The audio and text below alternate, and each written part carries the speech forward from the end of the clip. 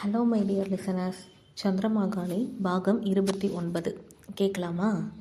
செண்பக பாண்டியா, நீ யாரை கல்யாணம் செய்ய நினைக்கிறியோ அவள் நல்லவ கிடையாது. அவளும் உங்கள் ஊர் ஸ்கூலுக்கு புதுசாக வந்திருக்கானே அந்த டீச்சர் பையனும் பழகிக்கிட்டு இருக்காங்க. அதை நீ அவகிட்ட கேட்டால் எங்களுக்கு நடுவில் இருக்கிறது வெறும் நட்புன்னு சொல்லுவா. அவளை நம்பாத. அவளை கட்ட ஆசைப்பட்டு உங்கள் குடும்ப கௌரவத்தை குழி தோண்டி புதைச்சிடாத. அவங்க 2 பேரையும் நான் நிறைய இடங்கள்ல ஒன்றா பார்த்துருக்கேன். யாரோட தொந்தரவும் இல்லாமல் யார் கண்ணிலையும் படாமல் இருக்கணும்னு அவங்க அடிக்கடி ஆத்தங்கரையில் தான் சந்தித்து பேசுவாங்க. அப்படிப்பட்டவ உனக்கு தேவை கிடையாது.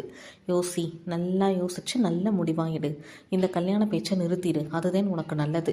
உன் அறிவுக்கும் திறமைக்கும் அழகுக்கும் ஊர் உலகத்தில் வர பொண்ணே கிடைக்காதா என்ன? நான் சொல்லுறத சொல்லிட்டேன். பிறவை எல்லாமே உன் இஷ்டம்தான். கடிதம் அதோடு முடிந்து விட்டிருந்தது. என்ன செய்வது என தெரியாமல் அப்படியே நின்றான் செண்பக பாண்டியன்.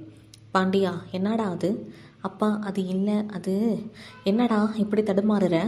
அப்பா, இந்த கடுதாசியில் மகேஷை பற்றி யாரோ தப்பா எங்கே கொண்டா? பாய்ந்து எழுந்த தனிகாச்சலம் வேகமாக அந்த லெட்டரை பறிக்காத குறையாக வாங்கினார். மாமா, கொஞ்சம் படித்து காட்டுங்க. ரஞ்சிதம் கலக்கமாய் கேட்க முழுவதையும் சத்தமாக வாசித்து முடித்தார். என்ன இது? அந்த பிள்ளையை பற்றி இந்த மாதிரி எழுதி அனுப்பியிருக்காக. யார் செஞ்சிருப்பா இந்த காரியத்தை? யார் எவருன்னெல்லாம் பிறகு யோசிக்கலாம். அதில் சொல்லப்பட்டிருக்கிற செய்தி உண்மையா இல்லையானதுன்னு இப்போ நம்ம யோசிக்கணும். ரஞ்சிதம், என்ன வார்த்தை பேசுகிற? அந்த பிள்ளை மகேஸ்வரி ரொம்ப தங்கமான ஆள். எத்தனை வருஷமாக அந்த பிள்ளையை நான் பார்த்துக்கிட்டே இருக்கேன். அது அப்படிப்பட்ட பிள்ளை எல்லாம் இல்லை. அது சரிதேன் மாமா, ஆனால் அப்படி ஒன்றுமே நடந்துடாமல் சும்மா யாரும் எழுத மாட்டாங்கல்ல, அதைத்தான் நான் யோசிக்கிறேன். அம்மா, ராஜா ஒரு தடவை என்கிட்ட அந்த புள்ள நல்லா பேசுதுன்னு சொல்லியிருக்கேன் தேன். ஆனால் அதை வச்சே நம்ம அவங்க 2 பேரையும் சந்தேகப்படக்கூடாது இல்லையா? ஓ, அப்போ அந்த மகேஸ்வரி அவன் கூட நல்லா பேசுவா, அப்படித்தானே? ரஞ்சிதம், நம்ம பொங்க வச்ச அன்னைக்கு ஆற்றுக்கு மகேஷும் நம்ம மனோனும் துணி துவைக்க போனாங்க. அப்போ ராஜாவோட தங்கச்சி ஆற்றுல தவறி விழுந்து சுழலில் சிக்கிருச்சு.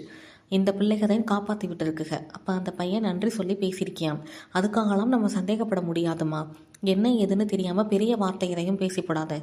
பொறுமையாயிரு. அண்ணே, நீ என்னன்னே சொல்கிற?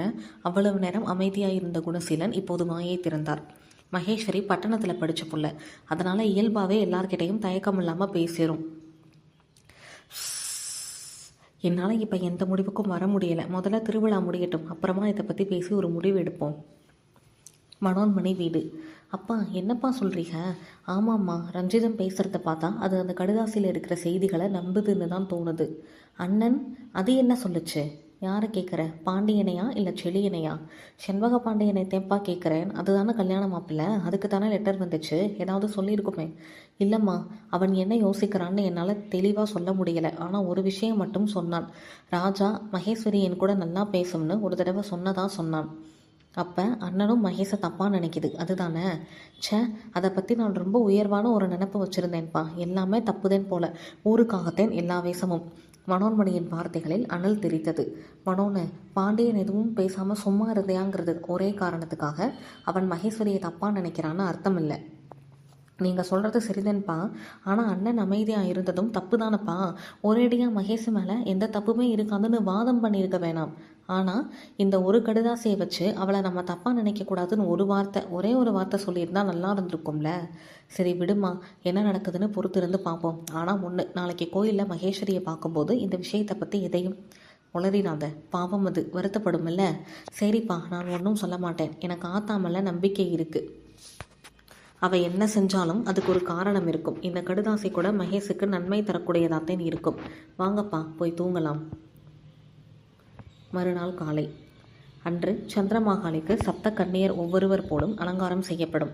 பிராமி, மகேஸ்வரி, கௌமாரி, வைஷ்ணவி, வாராகி, இந்திராணி, சாமுண்டீஸ்வரி என்ற பெயர் கொண்ட சப்த கன்னியருக்கும் உகந்த மலர்களால் ஒவ்வொரு 1 மணி நேரத்திற்கும் ஒரு அலங்காரம் என காலை 6 மணி முதல் இரவு 9 மணி வரை சந்திரமாகாளிக்கு 7 விதமான அலங்காரம் செய்யப்பட்டு நாட்டு சர்க்கரை, வெண்பொங்கல், சுண்டல் என்ற நைவேத்தியங்களுடன் பூஜை செய்யப்படும். இந்த சப்தமாதாக்கள் பூஜையில் கலந்து கொள்பவர்களுக்கு வீரம், செல்வம், ஆரோக்கியம், குழந்தை பேறு என எல்லாவற்றையும் அம்மன் அருள்வாள் என்பது ஐதீகம். மகேஸ்வரி ஸ்வரூபத்துக்கான அலங்காரம் முடிந்து ஆரத்தி காட்டப்பட்ட பிறகு திரை போடப்பட்டு கௌமாரி அலங்காரம் நடைபெற்று கொண்டிருந்த நேரம் மேடையிலிருந்து கீழே இறங்கி வந்த தனிகாச்சலம் மனோன்மணியை நெருங்கினார். மனோன்னு, என்னப்பா செவ்வரளி பூ 3 கூடையில் பக்கத்து ஊர்லேருந்து பஸ்ஸில் வந்துக்கிட்டு இருக்குமா? பாண்டியன் தான் வண்டியில் போய் வாங்கிட்டு வரதா இருந்துச்சு. ஆனால் இப்போ அவனை காணோம். வேற யாரும் பொறுப்பான ஆள் இருக்காக. அதனால் நீ முன்னாலேயே அங்கே போய் தயாராக நின்று வாங்கிட்டு குறுக்கு வழியில் சீக்கிரமாக வந்துடுறியா? சரிப்பா மாமா, நானும் அவ கூட போகிறேன். என்னதான் நம்ம ஊராக இருந்தாலும் தனியாக இவ அவ்வளவு தூரம் போகிறது சிரமம் தானே. உங்கள் சித்தப்பா கோவப்படுவாருமா. அதெல்லாம் நான் சரி கட்டிடுவேன் மாமா, நீங்கள் கவலைப்படாதீங்க. நான் மனோன்னு கூட போயிட்டு வரேன். சரிதான், போயிட்டு வாங்க. பார்த்து பத்திரமா போயிட்டு வாங்க. சரிங்க மாமா, வாடி போகலாம். இருவரும் மெல்ல எழுந்து நடக்க ஆரம்பித்தனர். கோயிலை தாண்டி வெளியே சென்றனர். மனோன்னு, என்னாடி என்னாடி எதையோ யோசிச்சுக்கிட்டே இருக்கிற மாதிரி தெரியுது. இல்லை புள்ள, அதெல்லாம் இல்லையே. ஏன் கேட்குற? உன்னை பற்றி எனக்கு தெரியாதா? என்னன்னு யோசிடி. சொல்லுடி, என்ன யோசனை? உன்னை பற்றி தான் யோசிச்சுட்டு இருந்தேன் பிள்ளை. பூ போல மனசு இருக்கிற உன்னை பற்றி தப்பாக ஒரு கடிதாசை எழுதி குடசீலன் பெரியப்பா வீட்டுக்கு அந்த கடிதாசையை அனுப்புகிற அளவுக்கு உனக்கு யார் எதிரி? நான் நேற்று ராத்திரிலேருந்து இதைத்தான் யோசிக்கிறேன். ஆனால் உன்கிட்ட இதை என்னால் சொல்ல முடியாது. மனதுக்குள் நினைத்து கொண்டவள் மெல்ல புன்னகைத்தாள். 4 நாள் திருவிழா முடிஞ்சு போச்சு. இன்னும் 3 நாள் நல்லபடியாக முடியணும். அதாண்டி ஒரே சிந்தனையாக இருக்குது. பேசிக்கொண்டே வந்து கொண்டிருக்கும் போதே பின்னால் ஒரு குரல். மனோன்னு மனோன்னு.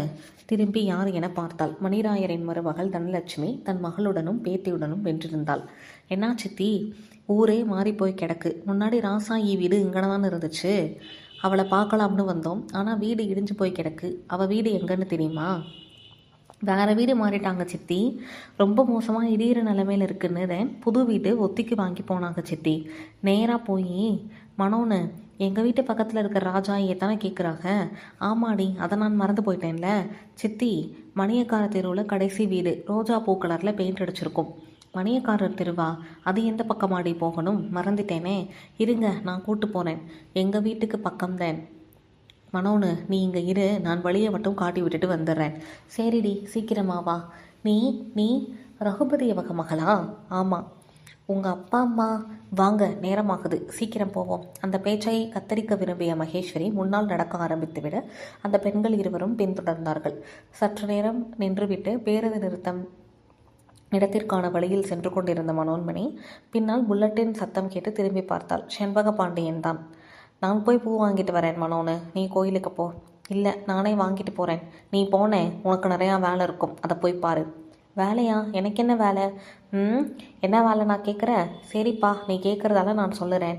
நேற்று வீட்டுக்கு வந்த கடிதாசியை படிச்சிருப்பேல, கல்யாண பேச்சை நிறுத்துகிற வேலை இருக்கும்ல, அதைத்தேன்னு சொன்னேன். ஓ, சித்தப்பா சொல்லிட்டாரா? வறண்ட புன்னகையுடன் வண்டியை ஆஃப் செய்தான். அந்த புன்னகையிலிருந்து அவன் என்ன நினைக்கிறான் என்று அவனால் புரிந்து கொள்ள முடியவில்லை. கோபம்தான் பொத்து கொண்டு வந்தது. ஆமாம், நான் உன்கிட்ட கேட்கணுன்னே. இப்போ நீயும் நானும் கூட தான் நீங்கள் நின்று தனியாக பேசிக்கிட்டு இருக்கோம். அதை வெளியூர் ஆளுக யார் பார்த்தாலும் வேறு மாதிரி நினைக்க வாய்ப்பு இருக்குல்ல.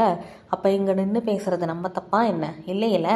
அன்றைக்கி கோயிலில் உன் ஃப்ரெண்டு நரசிம்மன் கிட்ட மகேஷை பற்றி அம்புட்டு பேசினேல, அதை கேட்டு நான் ரொம்ப ரொம்ப சந்தோஷப்பட்டேன். ஆனால் அதெல்லாம் வெறும் பேச்சுக்குதுன்னு எனக்கு இப்போதான் புரிஞ்சிருக்கு. அதே நேரம்